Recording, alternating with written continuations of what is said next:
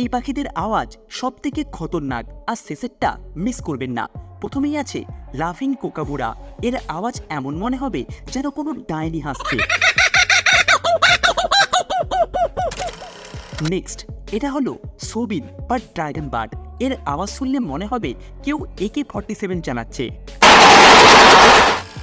এর পরেরটা দেখার আগে এটা দেখুন, এটা পৃথিবীর সব থেকে ছোট কোরআন, আর এটা ভগবত গীতা।